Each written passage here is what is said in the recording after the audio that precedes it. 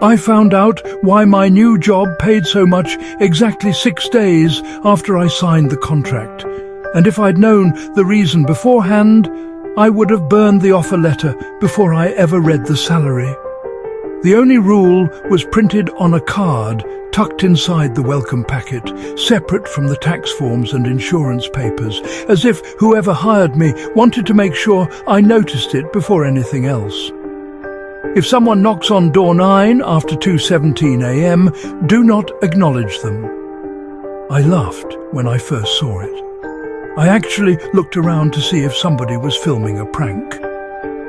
The building was an old municipal archive scheduled for demolition, 6 stories of abandoned offices and storage rooms filled with decades of forgotten paperwork.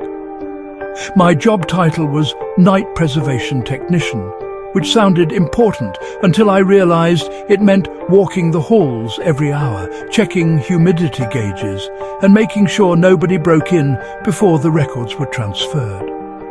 The pay was nearly 4 times what I'd been making at my warehouse job.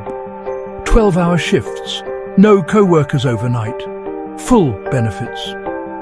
I remember asking the supervisor, a tired-looking woman named Elise, "What's with the weird rule?" She didn't smile. She just slid the card back toward me after I'd set it down. "You'll only have to follow one rule here," she said quietly. "Everything else is common sense." So, door 9. Don't acknowledge whoever knocks. Who knocks?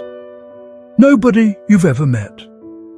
I thought she was joking until I noticed she hadn't blinked once during the entire conversation. The first 3 nights were painfully boring. Every hour I walked the same route, flashlight in one hand, clipboard in the other. Floors creaked with old age, pipes groaned somewhere inside the walls, and the smell of damp paper never left the air. There were 12 archive rooms on the basement level, each with thick steel doors, numbered in faded black paint. Door 9 looked exactly like the others, except for one thing. The brass handle was polished bright, as if someone used it every day. Every other handle was coated in dust. I never touched it. At exactly 2:17 every morning, I'd stop halfway down the basement hallway, glance toward door 9, and wait. Nothing happened the first 3 nights. No knocking, no voices. By the 4th night, I started thinking the rule existed only to scare off employees who snooped where they weren't supposed to.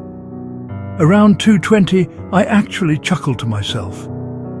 Guess whoever's supposed to knock called in sick. My own voice echoed strangely. It didn't fade the way sound normally does. It seemed to drift farther down the hall, then come back softer, almost like someone else had repeated it from much farther away. I finished my patrol without mentioning it. The 5th night, my radio stopped working at exactly 2:16, static, then silence. My flashlight dimmed for just a second before recovering. The hallway suddenly felt colder than the rest of the basement. That's when I heard it. 3 slow knocks. Not loud, gentle, hollow, knock, knock, knock.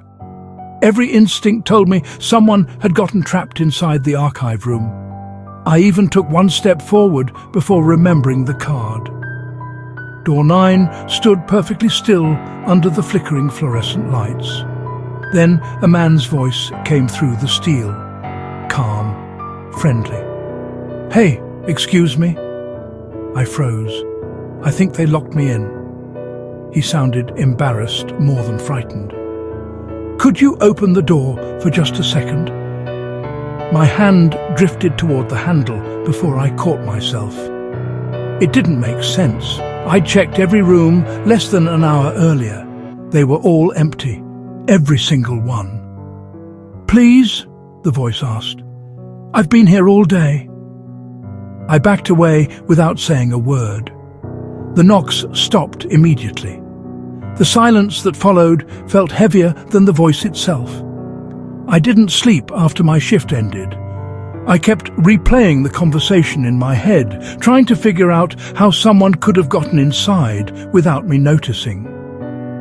The next evening, I asked Elise if maintenance workers ever entered the archive rooms overnight. She stared at me for a long time before asking one question. "Did you answer?" "No," she exhaled with obvious relief. "Good, keep doing that." "Who was it?" "I don't know. Someone has to know." "No," she whispered. "That's why we pay what we pay." After that, I started paying attention to things I'd ignored before. Every employee I saw during shift changes looked exhausted. Not physically, emotionally, like people who'd survived something they'd never speak about. None of them made eye contact when they passed door 9. One older security guard actually crossed himself every time he walked by it. On my 8th night, the knocking came again. 3 knocks, then a different voice. This one belonged to a little girl. "Mister," she asked softly, "I'm scared." I squeezed my eyes shut. "My mommy said someone works here." She sounded like she couldn't have been older than 7. "Can you help me?" My stomach twisted into knots. I knew it wasn't real. It couldn't be, but every word landed exactly where guilt lives, inside a person. "It's dark," she whispered. "Please don't leave me." Something scraped slowly across the other side of the steel door. Not fingernails, something heavier, like furniture being dragged across concrete. Then the little girl giggled. The sound was wrong. It stretched too long, becoming deeper, older, until it no longer sounded human at all. I nearly ran upstairs. The following week, things changed. The knocking no longer waited until 2:17. I'd hear footsteps outside the building before midnight. Windows on the upper floors reflected movement behind me, even when the halls were empty. Papers I'd stacked neatly would be scattered across rooms I'd already locked. One morning, I found muddy footprints leading only toward door 9. None leading away. I reported everything. Elise simply nodded. "It's noticed you now." "What does that mean?" "It means don't break the rule." "You still haven't told me what it is." "Because nobody has a name for something that isn't supposed to exist." That answer haunted me more than anything else she'd said. Then came the first twist I never saw coming. During a routine inspection, I discovered a hidden maintenance tunnel behind a loose shelving unit. It led beneath the archive rooms, ending beneath door 9. There was no foundation beneath it, no concrete floor, just an empty shaft disappearing into darkness far deeper than the building should have allowed. I dropped a flashlight into it. I never heard it hit bottom. Instead, several seconds later, I heard it land somewhere above me. I looked up. The flashlight I'd dropped rolled slowly across the hallway ceiling before falling beside my feet. It still worked. I quit that morning, or at least I tried to. Human resources informed me my resignation had already been denied. "Denied?" I laughed. "You can't deny someone quitting." The woman frowned at her monitor. "According to your employment file, you're under a permanent retention clause." "I never signed that." She turned the screen toward me. There was my signature, my handwriting, my initials on every page. Even stranger, the contract was dated 3 years earlier. I hadn't even lived in that city 3 years earlier. I drove home convinced somebody had forged everything. When I unlocked my apartment, I found a pair of work boots sitting by the door, covered in archive dust, my size. The soles were worn exactly the way mine wore down. I'd never seen them before. Inside one boot was another rule card. It only had one sentence.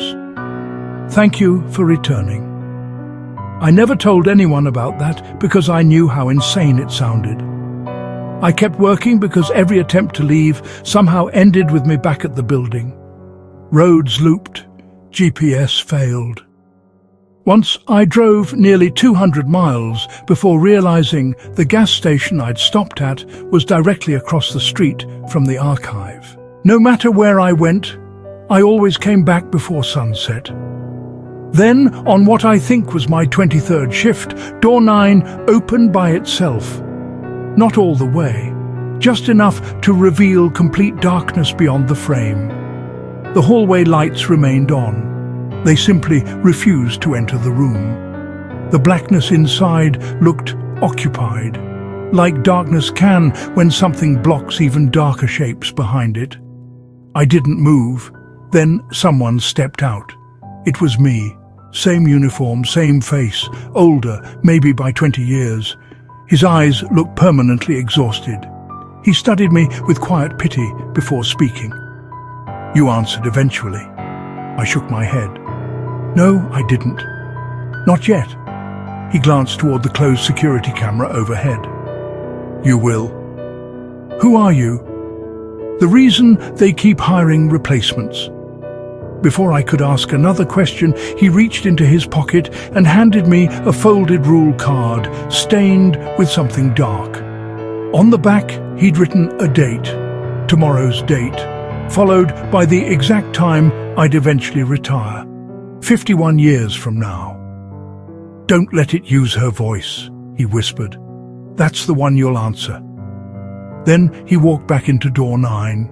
The room slammed shut on its own. Security footage from that night showed nothing except me standing alone talking to an empty hallway. They showed it to me the next morning. I watched myself extend my hand into thin air, receive nothing, and place an invisible card into my pocket. But when I reached into my pocket, the stained card was still there. Tomorrow is the anniversary of my first shift. Elise retired months ago without saying goodbye. Before she left, she handed me her employee badge. The issue date was 48 years before the building had even been constructed. I asked how that was possible. She looked toward door 9 and quietly said, "You'll understand when someone finally knocks using your voice." Every night now, at exactly 2:17, I hear the same 3 knocks. I ignore the man. I ignore the little girl. I ignore the old woman who cries my mother's name. But over the last week, another voice has started joining them. It doesn't ask to be let out. It doesn't beg. It simply says, with the tired certainty of someone remembering something instead of predicting it, "You don't recognize your own knock yet, but you will." Yesterday, while reviewing archive payroll records from decades before I was born, I found my own employee file again. This time, I noticed something I'd somehow missed every other time. Under "Reason employment ended," someone had typed only 4 words. "Finally answered the door."